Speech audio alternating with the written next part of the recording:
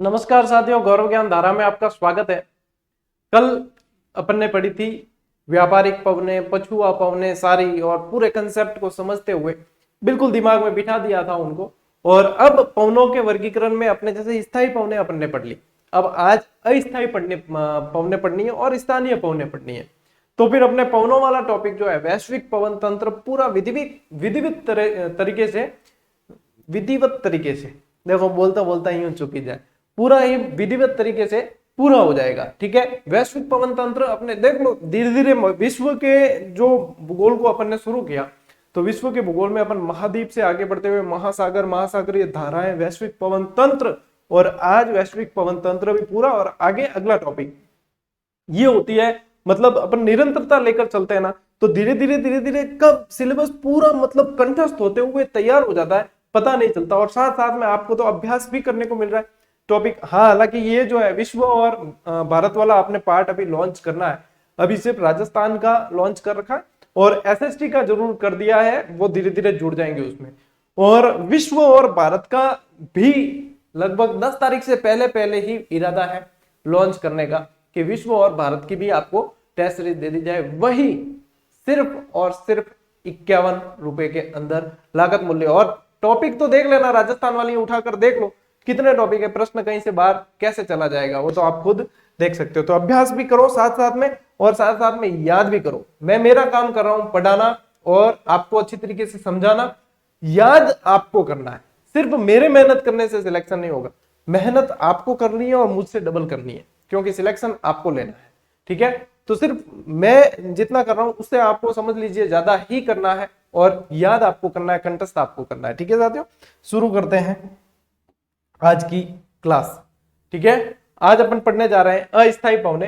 अस्थायी पवनों को अपन सामयिक पवने भी कह देते हैं। सामयिक पवने क्यों कहते हैं? क्योंकि समय के अनुसार बदलती है, समय और मौसम के अनुसार ये बदलती है, तो ये सामयिक पवने भी कहलाती है, अस्थायी पवने भी कहलाती है। ठीक है, तो सबसे पहले ये देख लो, यही है कि ऐसी पवने जो समय तथा मौसम के अनुसार अपना मार्ग बदलती है, तो वो आ जाती है अस्थायी पवनों में। यानी कि स्थायी नहीं है, परमानेंट नहीं है, वो स्थायी थी व्यापारिक और पछुआ, और वो हमेशा ही निर्दिष्ट मार्ग है उनका। ठीक है ना, मतलब हमेशा ही वो उस मार्ग पे चलेगी, तो उनकी दिशाएं वगैरह वो होती है।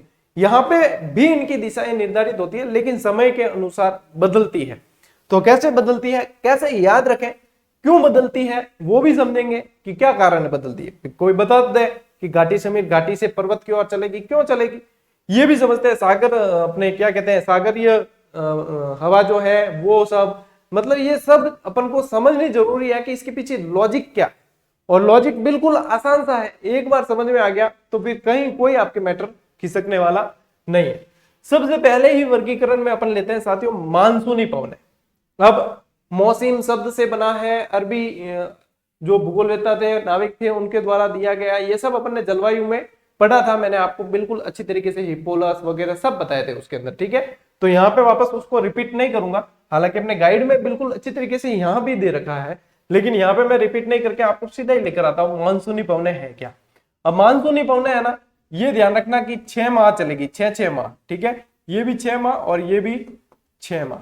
ठीक, 6 माह चलेगी। अब ज्यादा दिमाग नहीं लगाना कि 6 महीने तो सर सर्दी और 6 महीने गर्मी पड़ती नहीं, बीच में बरसात भी आती है, वो दिमाग नहीं लगाना अपन को। ये चलती है 6 माह। ठीक है ना, ज्यादा देखो अपन को होशियार बनना है, कौन सा होशियार नहीं बनना है वो ध्यान रखना। होशियार तक ठीक है, होशियार से थोड़े से ज्यादा हो जाते हैं, बस लोग मैं नहीं देवाने लग जाए कि वो होशियार को नहीं है, वो तो समझ गए।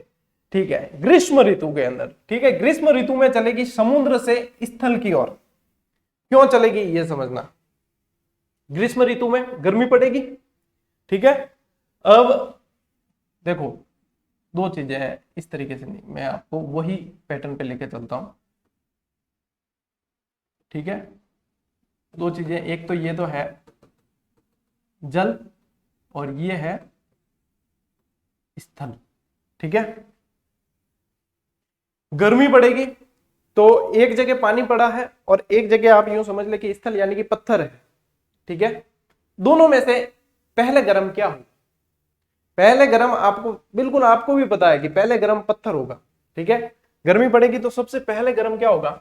स्थल होगा। यानी कि यहां पे क्या हो जाएगा, ताप अधिक। एक बार समझ में आ गया तो किस्सा ही खत्म। ताप अधिक दाब कम, दाब अधिक ताप कम। तो ताप अधिक होने से यहां पे क्या फर्क पड़ जाता है, ताप अधिक होने से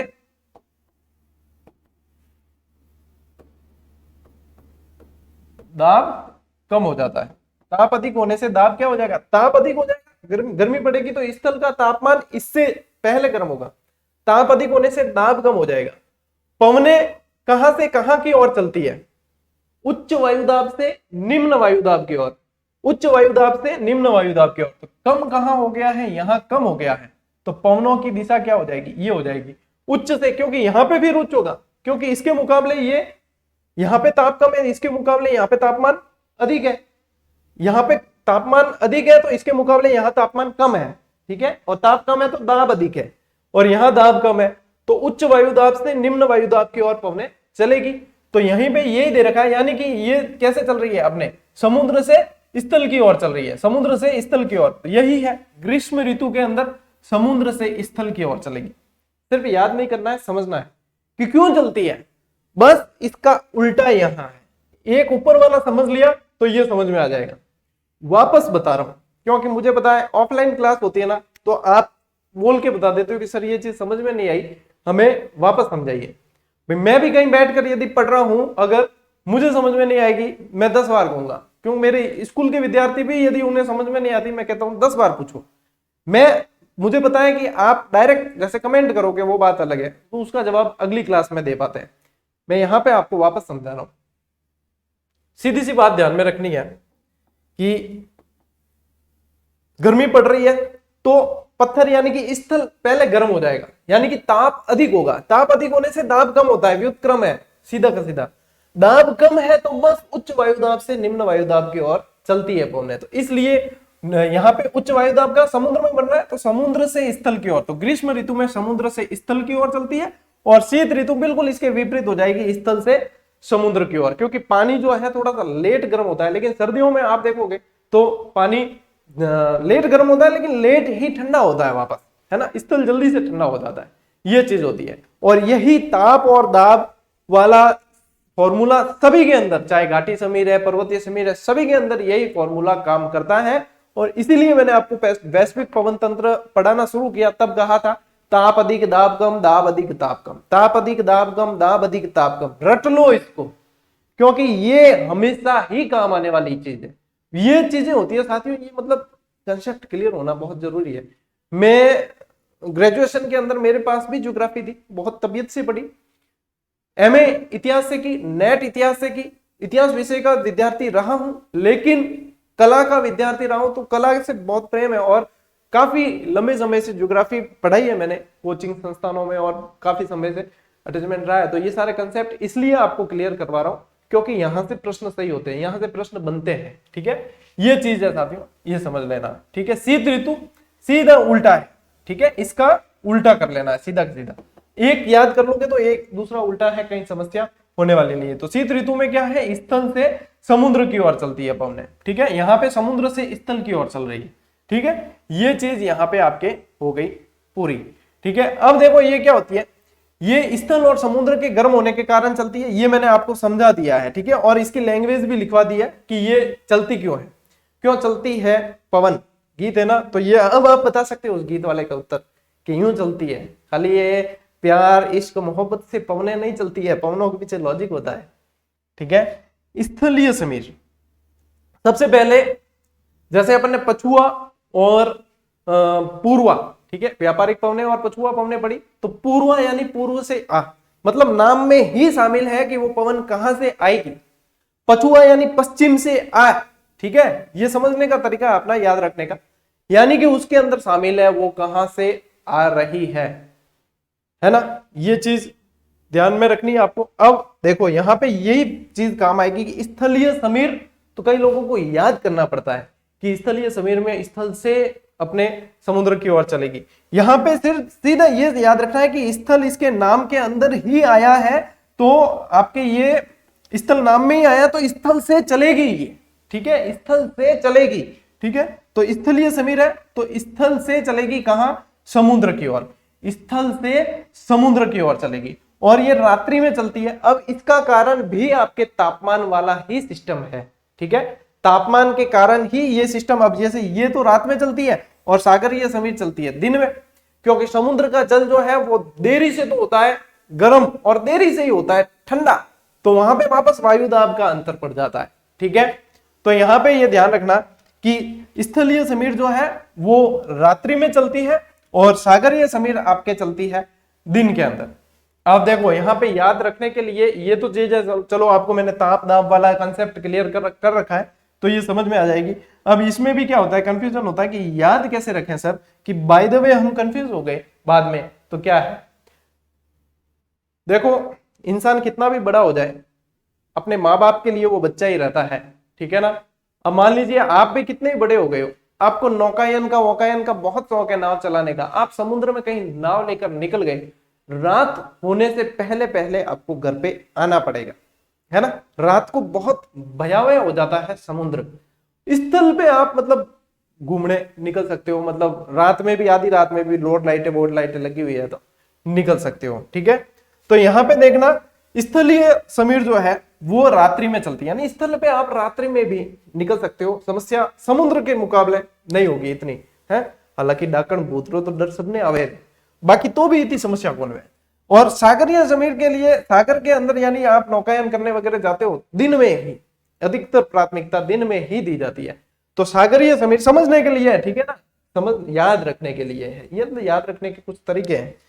तो सागरीय समीर आपके दिन में चलती है। अब क्योंकि इसका नाम ही सागरीय है तो ये सागर से स्थल की ओर चलेगी, समुद्र से स्थल की ओर चलेगी, ठीक है। इसका नाम ही स्थलीय समीर है तो ये स्थल से समुद्र की ओर चलेगी। और ये रात्रि में, और सागर में मतलब क्या होता है, सागर में रात में नहीं जा सकते तो दिन में, सागर में रात में नहीं जा सकते तो दिन में चलती है, ये है समझने का। अब यदि आंख बंद करके, क्लास बंद करके फिर बाद में सोचना कि सागरीय समीर सागर में रात में नहीं जा सकते तो दिन में चलेगी, ठीक है, ये याद हो गई, अपने सवाल से ही होना चाहिए, ठीक है, दिन में चलेगी। सागरीय समीर है यानी कि सागर से स्थल की ओर, स्थलीय समीर है यानी स्थल से समुद्र की ओर चलेगी। और स्थल में तो हम रात को भी जा सकते हैं रे, कि हाँ यार आ तो यार गजब उगो, मतलब हाथों हाथ ही दिमाग में फिट होगो, ऐसी चिपकेगी जोंक की तरह कि छूटेगी नहीं, ये पूरी देखो इसमें ये है साथियों, आपका कंसेप्ट पहले मैंने क्लियर किया है कि ये क्यों चलती है, ताप और दाब का जो संबंध है इस कारण चलती है,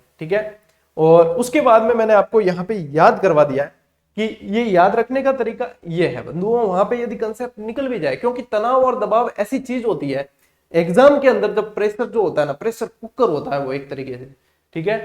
तो वहां पे तनाव और दबाव ऐसी चीज होती है कि यहाँ से कई चीजें, कंसेप्ट निकल जाते हैं दिमाग में से, हकीकत बता रहा हूँ, कई चीजें निकल जाती हैं। तो वहां पे मतलब मान लो कि आपको सवाल अटेंड भी करना है और गलत भी नहीं हो, तो वहां पे ये चीजें काम आ जाएगी आपके। जरूरी नहीं है कि 100% काम ही आए, लेकिन कोशिश अपनी है कि काम आ जाए और आपके सवाल वहां पे सही हो जाए, मतलब थोड़ी भी बात दिमाग पे जोड़ दोगे तो सही हो जाएगा।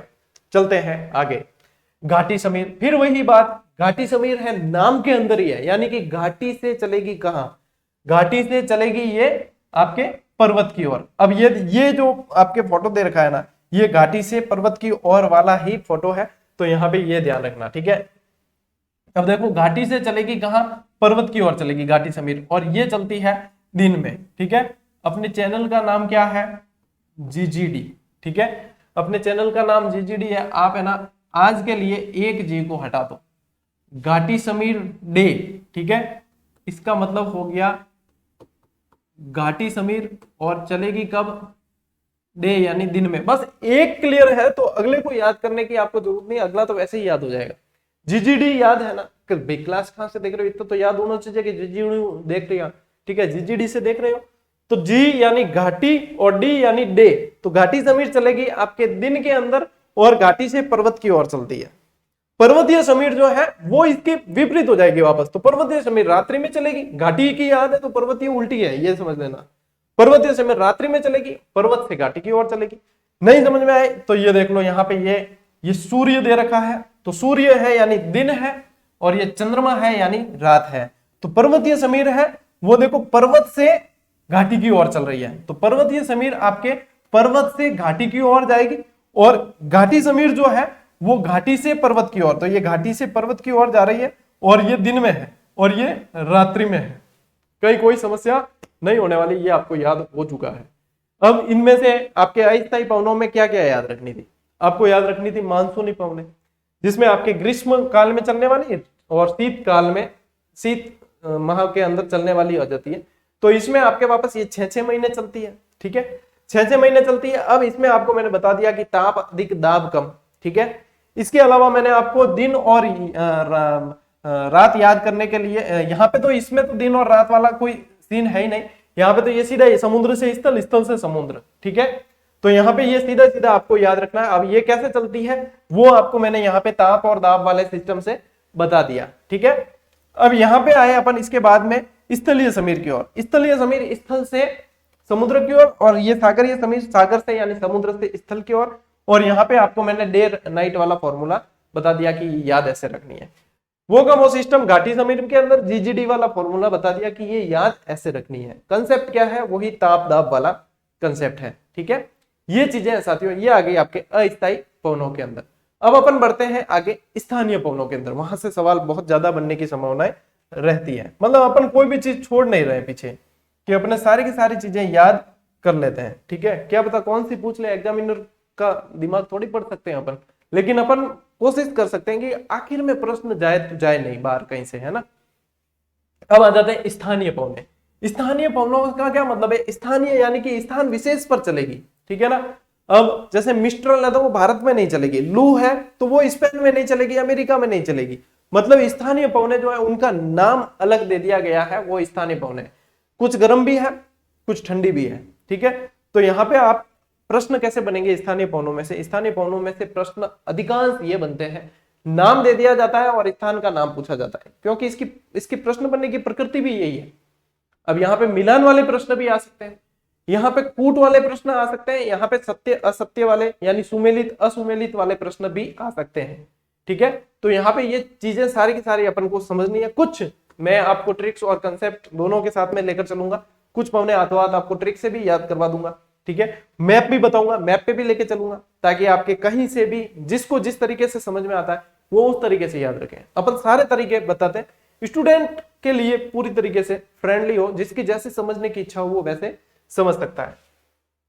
ये सबसे मोस्ट इंपॉर्टेंट है चिनुक, सबसे ज्यादा पूछी जाने वाली स्थानीय पवनों के अंदर सबसे मोस्ट इंपॉर्टेंट। ये आप स्पेशली इसको मोस्ट इंपॉर्टेंट लगा के लिख देना। चिनुक जो है अमेरिका यूएसए रॉकी पर्वत की पूर्वी ढालों पर, ठीक है, रॉकी पर्वत के पूर्वी ढालों पर चलती है और ये गर्म और शुष्क पवन है, ठीक है। तो रॉकी पर्वत के पूर्वी ढालों पर और शुष्क और गर्म पवन है। तो ये क्या होता है, यहाँ पे जैसे घास के मैदानों पर और यहाँ पे इस रॉकी पर्वत के पूर्वी ढाल पर चलती है, तो यहाँ पे बर्फ जमती है ना जिस समय, तो ये पवन जब चलती है गर्म, तो ये बर्फ को पिघलाती है, और पिघलने से क्या होगा, फिर वो बर्फ पिघल जाएगी तो वहां घास उगेगी या कोई भी ऐसा मतलब वातावरण अच्छा होगा, तो पशुपालकों के लिए और किसानों के लिए बहुत फायदेमंद होती है। तो ये बर्फ को पिघलाती है, तो बर्फ को क्या कहते हैं? हिम, और हिम भंजी और हिम बख्शी, यानी कि उसका भक्षण करने वाली, उसका भंजन करने वाली, तो इसे हिम बख्शी और हिम भंजी हवा भी कहते हैं, और इसे पशुपालकों की सहायक हवा भी कहते हैं, ठीक है। इसे क्या कहेंगे? और पशुपालकों की मित्र कह दो, ठीक है, पशुपालकों की सहायक कह दो, तो पशुपालकों की सहायक पवन है ये। अब क्यों है? क्योंकि घास वगैरह उगेगी तो पशुपालकों के लिए सुविधा हो जाती है, तो ये पवन गर्म होने के बावजूद भी उनकी सहायक है, क्योंकि वहां पे इसकी जरूरत होती है। ऐसी ही फोन भी गर्म प्रकृति की है। फोन जो है वो आल्प्स पर्वत की घाटियों में, अब इसमें जैसे ये यूरोप हो गया, आल्प्स पर्वत अपन ने कहा पढ़ा था, यूरोप के अंदर पड़ा था, आल्प्स पर्वत रेंज पूरी पड़ी थी, ठीक है। ये ऑस्ट्रेलिया नहीं है, ठीक है ना, कई जने इसमें कंफ्यूज होते हैं, ये जर्मनी ऑस्ट्रिया वगैरह ये सब पास पास है, तो ये ऑस्ट्रिया जर्मनी स्विट्जरलैंड के अंदर, यानी कि मुख्य रूप से आपको क्या ध्यान रखना है कि ये यूरोप में चलती है, ठीक है, यूरोप के अंदर चलती है, वो आपके फोन हवा। कौन सी? फोन हवा। तो ये ऑस्ट्रिया जर्मनी स्विट्जरलैंड आल्प्स पर्वत की घाटी के अंदर, ठीक है। फिर आ जाते हैं अगली नॉर्वेस्टर। नॉर्वेस्टर को याद रखने के लिए आपको नानी याद आ जाएगी, ठीक है, नानी, यानी ना से नॉर्वेस्टर और नी से लेना है न्यूजीलैंड। तो नॉर्वेस्टर हवा कहां चलती है? सीधा सीधा पूछा जाता है न्यूजीलैंड के अंदर चलती है। स्थानीय पवनों में ये ध्यान रखना कि आपको स्थान याद करने हैं सीधे तौर पर। हाँ, किसी की और अलग विशेषताएं हैं, तो जैसे अपन ने ये यहाँ पे पढ़ ली, इसकी चिनुक की पढ़ ली, आगे अपन रक्त वर्षा वाली वो पढ़ लेंगे, डॉक्टर हवा पढ़ लेंगे हरमट्टन के बारे में। तो ये कुछ पवनों की अलग विशेषताएं वो अलग से याद करनी है। इसके अलावा आपको ये सीधे सीधे स्थान याद करने हैं, ठीक है। और याद नहीं किया तो नानी याद आ जाएगी, ठीक, तो नानी याद कर ही लेना। सिमुम, सिमुम जो है साथियों सहारा और अरब मरुस्थल के अंदर चलती है। अभी मैं आपको मैप पे भी बताऊंगा कि ये देखो सिमुम यहाँ चल रही है। अब सहारा और अरब मरुस्थल कहाँ है, आप दिमाग में तुरंत आना चाहिए, क्योंकि मैंने आपको मैप पर पढ़ाया है पूरा का पूरा महाद्वीप। अफ्रीका महाद्वीप आपको मैप पर पढ़ाया है, सारा बताया। एशिया महाद्वीप आपको मैप पर पढ़ाया, सब कुछ बताया। उसके अंदर राजनीतिक और प्राकृतिक दोनों मैप बताए थे, और दोनों के अंदर बिल्कुल डिटेल के साथ में आपको सारी चीजें कवर करवाई। तो यहाँ पे आपके सीधे ही दिमाग में आ जाना चाहिए सिमुम कहाँ चलती है। सिमुम चलती है सहारा और अरब मरुस्थलों के अंदर। खमसिन मिस्र में चलेगी, ये याद रखना है शब्द, ठीक है। भले ये उत्तरी भाग एक बार याद नहीं भी रहे तो आप मिस्र को नहीं भूल सकते। खमसिन कहां चलेगी, मिस्र में चलेगी, ठीक है। खमसिन कहां चलेगी, मिस्र में। और राजपूतों में एक कल्चर होता है खम्मागणी, ठीक है। खम्मागणी, खम्मागणी की किने की, मिस्त्री ने की, मिस्त्री ने करी गई खम्मागणी। खम्मागणी मिस्त्री जी, खम्मागणी मिस्त्री जी। खमसिन मिस्र के अंदर, खम्मागणी मिस्र जी, खम्मागणी गणी खम्मा, ठीक है। हरमट्टन, हरमट्टन जो है साथियों ये भी सहारा मरुस्थल से गिनी के तट तक चलेगी। सहारा मरुस्थल से गिनी के तट तक चलेगी। और हरमट्टन की खासियत ये होती है, तो समुद्री जो इलाके होते हैं ना, वहां लोग मतलब ये अब जैसे कई जनों के अब गर्मी में कूलर चलते हैं, ठीक है, कूलर चलते हैं, तो आप एक चीज महसूस करोगे कूलर के अंदर कि यदि हवा पास होने के लिए जगह पर्याप्त नहीं है, सही आपके वो सिस्टम नहीं है कि हवा उसकी कूलर की पास हो रही है, तो आप सो जाएंगे। उसके बाद भी आप जब उठेंगे तो आप मतलब एक अजीब सा चिपचिपापन शरीर पर पाएंगे, फर्श पे वगैरह सब जगह चिपचिपापन पाएंगे। तो वो मतलब एक और ये तो चलिए कूलर चल रहा है जब तक ही है आपके यहाँ, तो लेकिन जैसे समुद्री इलाके जहां होते हैं, जैसे गिनी का तट वगैरह, वहां पे ये आर्द्रता वाली स्थिति ऐसी रहती है कि लोग बीमार से हो जाते हैं इस चीज से। और जब ये हरमट्टन हवा जब चलती है ना, ये शुष्क और गर्म हवा है, तो हरमट्टन हवा जब चलती है तो वो आर्द्रता को सोख लेती है पूरी तरीके से, और खुशनुमा माहौल बन जाता है बिल्कुल अच्छी तरीके से। तो जैसे कोई डॉक्टर ने आकर किसी बीमारी का इलाज कर दिया है, ऐसी फीलिंग आती है। इसी कारण इसे डॉक्टर हवा भी कहते हैं। अब कई जना बता दे कि हरमट्टन को डॉक्टर हवा कहते हैं, बच्चों रे याद रख जो हरमट्टन डॉक्टर हवा, हरमट्टन डॉक्टर हवा क्यों है, उसका कारण ये है, ठीक है। तो हरमट्टन जो है गिनी के तट की ओर चलती है, इसे डॉक्टर हवा के नाम से भी जानते हैं, और कारण मैंने आपको बता दिया है। अति आर्द्रता वाला जो माहौल होता है उसको बिल्कुल सोख कर आर्द्रता को बिल्कुल खुशनुमा कर देती है, तो ये आपके डॉक्टर हवा कहलाती है। सिराको इटली, यारा सिली सिली बातें न करना, यारा सिली सिली बातें न करना। सिराको का सी और इटली का ली, ठीक है, सिराको का सी और इटली का ली, वो यारा सिली सिली बातें न करना, ठीक है। उत्तरी अफ्रीका के अंदर और इटली के अंदर चलती है, ठीक है, उत्तरी अफ्रीका के अंदर चलती है। अब देखो मरुस्थलीय क्षेत्र अफ्रीका के अंदर, उत्तरी अफ्रीका के अंदर चलती है, तो बेहद शुष्क होती है ये हवा, वहां से शुष्क होती है, वहां से मिट्टी के कण भी देखो, हवाएं चलती है तो मिट्टी के कण भी साथ में लेकर चलती है, वहां से मिट्टी के कण लेकर आती है, यहाँ पे फिर भूमध्य सागर के ऊपर से गुजर कर फिर यूरोप में प्रवेश करती है, इटली के अंदर आ जाती है। इटली के अंदर आने मतलब भूमध्य सागर के ऊपर से निकली तो नमी लेकर निकली, तो वहां से शुष्क थी, यहां से नमी लेकर निकली, रेत के कण साथ में थे ही थे, और इटली में प्रवेश कर गई, और इटली में फिर इससे समुद्र के ऊपर से निकली तो वर्षा होती है, और इन रेत के कणों के कारण उसका रंग हो जाता है लाल, और इसे रक्त वर्षा के नाम से जाना जाता है। और सिराको पवन जो है वो रक्त वर्षा का कारण मानी जाती है। क्लियर है, क्लियर है ना। चलिए, ये सिराको है, वो यारा सिली सिली बातें न करना, ठीक है। सांता आना, कौन आना, सांता आना, कैलिफोर्निया, ठीक है, अमेरिका में कैलिफोर्निया के अंदर ये बहती है, और ये फलों के जो बागान होते हैं उनको बड़ा नुकसान पहुंचाती है सांता आना पवन, ठीक है। अब सांता आना जो है ना साथियों, ये किसको नुकसान पहुंचाती है, फलों के बागान को। केला भी क्या है, एक तरह का केला भी क्या है, फल है, ठीक है, केला भी क्या है, फल है। तो कैलिफोर्निया के अंदर बहती है ये, और ये फलों के बागानों को नुकसान पहुंचाती है। कौन? सांता आना। ठीक है, मतलब केले के बागान नहीं है, फलों के बागान है सारे सारे। केला तो सिर्फ याद रखने के लिए कि कैलिफोर्निया के अंदर। सांता आना कहाँ है? कैलिफोर्निया के अंदर। सांता आना केला खाना, बन गई हाथों हाथ। ठीक है, कैसे याद रख लोगे? सांता आना केला खाना, हाथों हाथ ही बनाई है, कोई इसके लिए स्पेशल प्रिपरेशन करने की जरूरत नहीं है, और ना आपको कोई रटने की जरूरत है। ठीक है ना, ऐसे नहीं कि रटने बैठ जाओ सांता आना केला खाना, सांता आना केला खाना, ये रटन कोई मतलब नहीं, बस हाथों हाथ साथ में याद है तो कोई दिक्कत नहीं है। नहीं तो भी सांता आना कैलिफोर्निया के अंदर डायरेक्ट याद कर लो। ट्रिक सिर्फ वहां याद करनी है जहां पे बहुत कठिन चीज हो रही है और हम बार बार भूल रहे हैं उस चीज को, हमें सीधी तरीके से याद नहीं हो रही है, वहां पे अपन ट्रिक काम में ले सकते हैं कि हाँ ये तो बार बार गलत हो रहा है, हमने इतनी बार पढ़ लिया, विस्तृत तरीके से बार बार समझने की कोशिश कर ली, लेकिन क्वेश्चन हमारे नहीं बैठ रहे हैं, हमारा गलत हो रहा है, तब अपन को ट्रिक्स पे आ जाना है। ठीक है, तब ट्रिक काम में आएगी। जरूरी नहीं है हर जगह हम ट्रिक याद करें, मैं तो दूंगा आपको बार बार, क्योंकि कोई पक्ष आपका मजबूत है तो किसी और विद्यार्थी का कमजोर होगा, तो उसके लिए ये मददगार हो सकती है। आपको निर्णय लेना है कि आपके लिए कौन सी ट्रिक कब उपयोगी है। ठीक है, ये समझ लेना। ब्रिक फिल्डर, ब्रिक फिल्डर जो है साथियों ऑस्ट्रेलिया के मरु क्षेत्र के अंदर है, और यदि आप जैसे ऑस्ट्रेलिया दिमाग में आता है ना, मेरे दिमाग में हमेशा ऑस्ट्रेलिया दिमाग में आती, दो चीजें दिमाग में आती है, दो चीजें दिमाग में आती है, एक तो कंगारू, ठीक है, और एक क्रिकेटर। क्यों? क्योंकि ऑस्ट्रेलिया मतलब ऐसी टीम है, बहुत सबसे ज्यादा वर्ल्ड कप जीते हैं ऑस्ट्रेलिया ने, और जब ऑस्ट्रेलिया इंडिया और ऑस्ट्रेलिया का मैच होता था ना, तो मतलब ऐसे तिरछी नजर से देखते थे कि ऑस्ट्रेलिया के एक तो बॉलर बहुत खतरनाक, एक फील्डर बहुत खतरनाक, एक वो छोटे छोटे बैट लेकर आते बैट्समैन बहुत खतरनाक, यानी कि पूरा पूरा खतरनाक क्रिकेट खेलते थे, है ना। क्रिकेट का हालांकि बहुत बड़ा कीड़ा रहा हूं मैं, और क्रिकेट का इतना शौक है कि 4 बार स्टेडियम में मैच देख चुका हूं, लेकिन अभी तक आईपीएल के 2 ओवर भी कंटिन्यू, इस समय आईपीएल के 2 ओवर भी कंटिन्यू नहीं देख पाया हूं अभी तक। और इच्छा तो होती है बहुत, राजस्थान रॉयल के मैच आते हैं तब बहुत इच्छा होती है, लेकिन देख नहीं पाते, फिर वो वापस वही होती है कि ये सारी चीजें चलती है तो फिर देख नहीं पाते। मगर अगली साल देखेंगे और आराम से, जब एक बीच में आपके ये परीक्षाओं का दौर गुजर जाएगा तब अपने लिए जी लेंगे।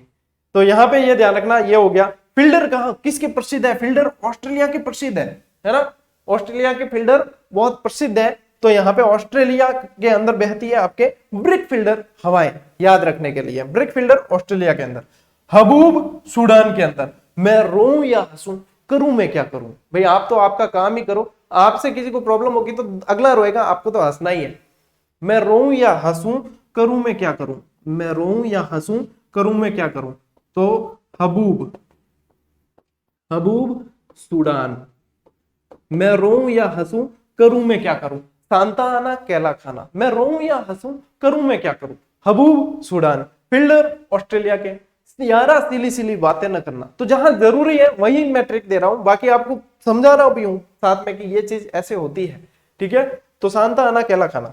ठीक, बीच बीच में देखो ये तो चीज है ना, मतलब आपके सांता आना तो आ गई ना अगर परीक्षा में, तो पक्का केला खाकर जाएगी, आपके गलत नहीं होगा सवाल। ठीक है ना, इतनी बार मैंने बोल दिया है। और अब तो दुआ करो कि सांता आना तो सांता आ जाए, वास्तव में आपके एग्जाम में आ जाए सांता आना केला खाना। ठीक है, चलिए आगे बढ़ जाते हैं। बर्ग, बर्ग जो हवाएं हैं साथियों, वो आपके दक्षिण अफ्रीका के अंदर गर्म हवाएं, गर्म और शुष्क हवाएं हैं। ठीक है, दक्षिण अफ्रीका के अंदर यानी अफ्रीका के अंदर बहती है। फिर आपके आ जाती है काराबुरान। अब काराबुरान जो है आपके चीन रूस इस एरिया में बहेगी, यानी कि एशिया के उत्तर में यदि देख लो आप, तो काराबुरान जो है साथी, बुरान और काराबुरान दोनों यहीं पे बहती है। चीन रूस व मध्य एशिया के अंदर ये बहती है। और ये जो पीली वर्षा होती है, ये पीली वर्षा भी रेत के कणों के कारण ही होती है। तो पीली वर्षा जो होती है उसके लिए जिम्मेदार आपकी कौन सी है? काराबुरान हवाएं हैं। तो यहाँ पे मध्य एशिया आ गया और उत्तरी एशिया भी समझ लीजिए आपकी इसके अंदर आ जाता है थोड़ा सा। दक्षिण बस्टर हवाएं, दक्षिणी बस्टर आपके चलती है न्यू साउथ वेल्स ऑस्ट्रेलिया के अंदर। ठीक है, दक्षिणी बस्टर कहां चलती है? NSW यानी कि न्यू साउथ वेल्स के अंदर चलती है। मिस्ट्रल हवाएं, मिस्टर फ्रांस कौन बनेगा? मिस्टर फ्रांस कौन बनेगा? तो मिस्ट्रल हवाएं चलेगी फ्रांस और रोन घाटी क्षेत्र, फ्रांस के अंदर रोन घाटी क्षेत्र के अंदर चलती है मिस्ट्रल हवाएं। बुरा हवाएं एड्रियाटिक सागर इटली के अंदर, इटली के बरोबोरे। ठीक है, इडली के, इडली डोसे खाते हो ना, इडली के बोरा हवाएं चलती है इटली के अंदर, एड्रियाटिक सागर के अंदर।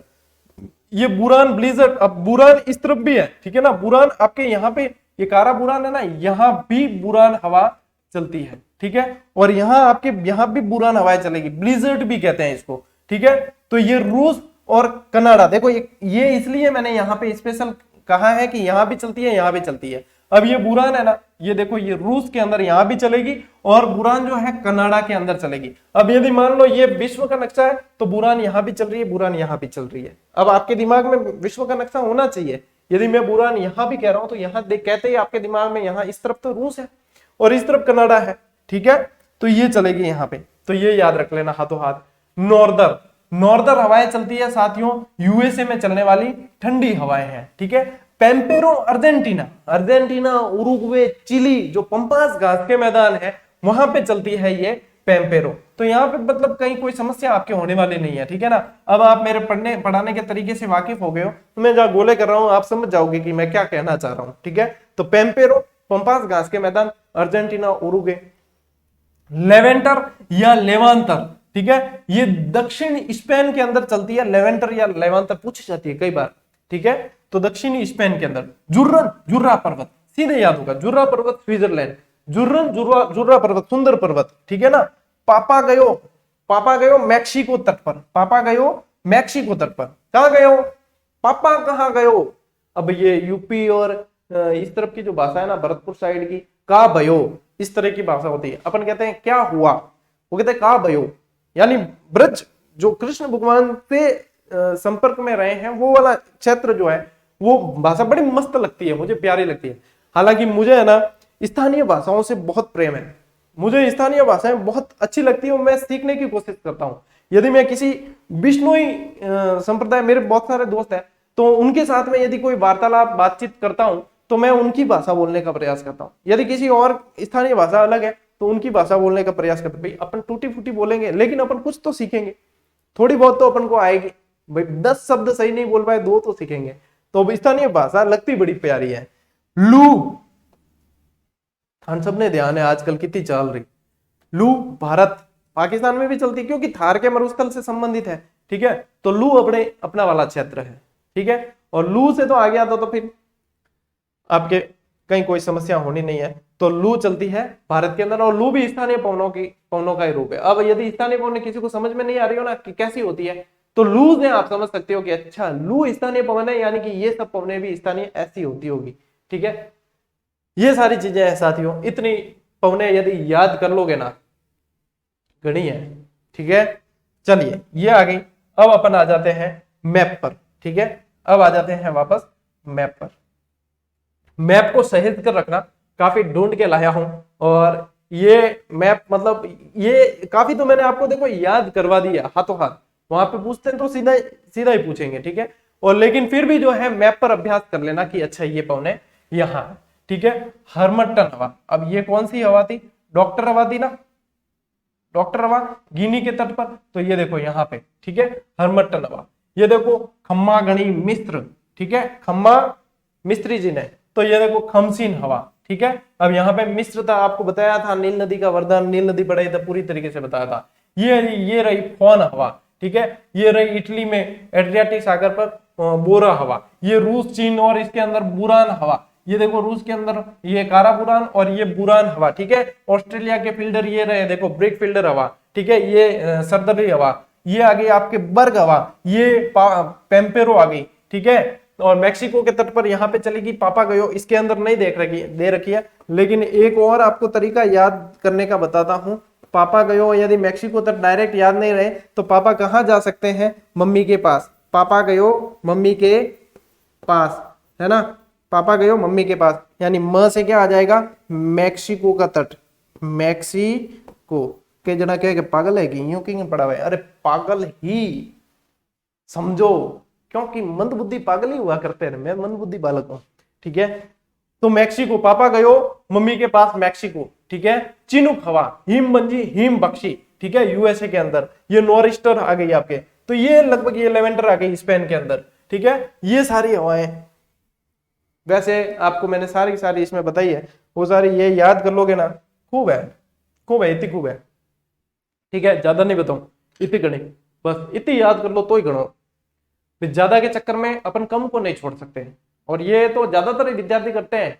पढ़ाई थाली में एक तो घी ज्यादा दिखता है, ठीक है, और ज्यादा के चक्कर में खुद का कम वाला छोड़ देते हैं, और फिर होता है नुकसान। तो अपन को नुकसान नहीं करवाना है, ठीक है।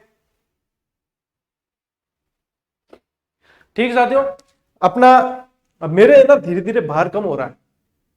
भार कम कैसे हो रहा है कि जैसे जैसे टॉपिक पूरे हो रहे हैं, ये महाद्वीप बहुत बड़े टॉपिक थे, क्योंकि समय लेते हैं ये सारे टॉपिक, महासागर बहुत, और सवाल बनेंगे, कुल मिला के सवाल बनते हैं इनमें से। और मतलब बोझ ये होता है कि विद्यार्थियों को याद करवाना है, सिर्फ पढ़ाना नहीं है। सिर्फ पढ़ाना मतलब मेरी फॉर्मेलिटी मैं पूरी कर दूं, मैंने पढ़ा दिया, ये तो होता है सिर्फ पढ़ाना। मुझे ये विद्यार्थियों को याद करवाना है कि भैया आपको याद करने हैं, आप सिलेक्शन चाहते हो तो आपको याद करने पड़ेंगे।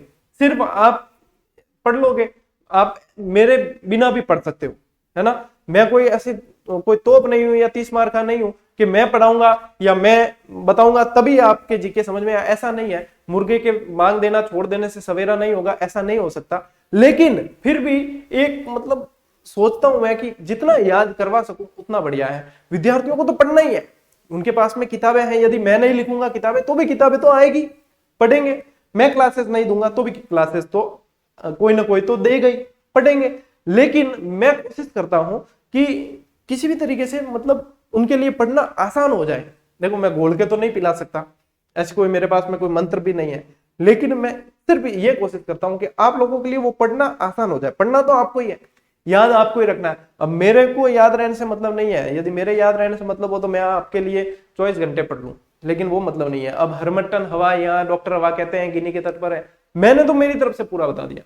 याद आपको करना है, यदि आप इसको भुनाएंगे नहीं वापस, तब तक वो काम आने वाली नहीं है, ठीक है। और ये ध्यान रखना साथियों कि आप सोचेंगे कि हम आराम से पढ़ लेंगे, कोई दिक्कत नहीं है, ये दुनिया नोच खाने के लिए तैयार बैठी है, आपकी असफलता के लिए प्रार्थनाएं करती है रोज, ठीक है। सफलता के लिए देखो, जब आप सिलेक्ट हो जाओगे, जब आप चयनित हो जाओगे, तो आपके खुश होने वाले हैं ना, मान लीजिए आपके फैमिली के अंदर जो जो परिवार में साथ में रहते हैं ना, उस घर के अंदर सिर्फ वो और कोई 2-4 मित्र और 1-2 कोई रिलेटिव, ठीक है, और आपके जो गुरुजी रहे होंगे वो खुश हो जाएंगे, और मेरे जैसे कोई गुरुजी होंगे वो भी खुश हो जाएंगे कि अपा ऐड देवा यार चैनल माते के मेरे से पढ़ के सिलेक्ट हुआ, ठीक है। एड़ा कहीं भाई मैं भी उनमें शामिल हूँ, ठीक है। मैं तो मेरा भी कहता हूँ कि मैं भी शामिल हूँ भाई, कोई सिलेक्ट होगा मैं भी बताऊंगा ना यहाँ के सिलेक्ट हुआ। तो ये गिने चुने 10-12 लोग होंगे जो खुश होने वाले हैं कि भाई हमारे ये सिलेक्ट हो गया, ठीक है। और जब सिलेक्ट नहीं हुए, दुनिया पूरी खुश होने वाली है, पूरी दुनिया मायर माय खुश हुई, और सिलेक्ट हो गया तो बह सब धमीड़ा नहीं मायर माय, ठीक है ना। तो आपको देख लो आपको क्या करना है, और ये जो 10-12 जो लोग है ना, यही आपके परम हितैषी है, और यही आपकी खुशियां चाहते हैं, जो खुश होंगे आपके सिलेक्शन से, ठीक है। बाकी तो मतलब दुनिया, आप जाओगे ना सामने तब यूं दुख जताएंगे कि अरे बहुत मेहनत की लेकिन क्या करें, हुआ नहीं आपका, और बार बार याद भी दिलाएंगे आपका हुआ नहीं, आपका हुआ नहीं। ये भी ये दुनिया की आदत है, कहेंगे आप अरे पॉइंटों से रह गए, हुआ नहीं, ठीक है, वो मजे लेने के लिए है। तो ये मजे आपको लेने हैं, किसी और को लेने का मौका नहीं देना है। इसलिए जो पढ़ा रहा हूं, जितना पढ़ा रहा हूं, उससे एक्स्ट्रा भी पढ़ सकते हो, कहीं कोई मना नहीं है, पढ़ना भी चाहिए। जितना दायरा बढ़ता है उतना अच्छा ही होता है, लेकिन जो पढ़ा रहा हूं कम से कम उसे कंठस्थ करके फिर दायरा बढ़ाए, वो कंठस्थ रहना चाहिए, ठीक है ना। बाकी इसकी वन लाइनर आपको मिल जाएगी। अभी पहले जो है कल जो है मैंने टेलीग्राम पे डाल दिया था रीट की गाइड, ठीक है। रीट की गाइड मार्केट में आ गई, क्योंकि काफी सारे नए विद्यार्थी हैं जो लगातार कह रहे थे कि सर आपकी रीट की गाइड कब आ रही है। तो पूरी कंसेप्चुअल गाइड, मैं इसका एक वीडियो अलग से रीट की गाइड का बना दूंगा, वो बता दूंगा आपको। रीट की गाइड कंसेप्चुअल पूरी तरीके से आ जाएगी, 2-2.5 महीने है, काफी अच्छी तरीके से तैयार कर सकते हो। रीट की वन लाइनर कोशिश है मई के अंत तक एक रिवीजन बूस्टर के तरीके से आएगी, और वो ब्रह्मास्त्र साबित होगी फिर से। जैसे सेकंड ग्रेड वालों के लिए अभी वन लाइनर अपनी ये ब्रह्मास्त्र साबित हो रही है, तो वही चीज आपके रीट में भी वहां पे वन लाइनर ब्रह्मास्त्र साबित होने वाली है। फिर उसके बाद में आपको सेकंड ग्रेड वन लाइनर का सेकंड पार्ट आपको मैं दे दूंगा, ठीक है। ये चीजें हैं साथियों अभी जो जिस पर काम चल रहा है वो ये है। बाकी टेस्ट सीरीज आप लोगों के लिए उपलब्ध करवा दिए, अभ्यास करते रहें ताकि आप अपने आप को परख सकें कि अभी मुझे और कितनी तैयारी करनी है, अभी कितनी गुंजाइश है, तब जाकर मतलब समय समय पर परखना जरूरी होता है। और अभ्यास से क्या होगा, आपके सारे क्वेश्चन भी क्लियर होते चले जाएंगे। बस यही प्रयास साथियों मेरे से जितने किए जा सकते थे वो यही है, और यदि कोई सामर्थ्य होगा और करने लायक होगा तो जरूर करूंगा। आप लोगों का सहयोग ऐसे ही बना रहे और ये क्लासेज याद करते रहना। मिलते हैं अगली क्लास में, अगले वीडियो में, तब तक के लिए राम राम, जय हिंद।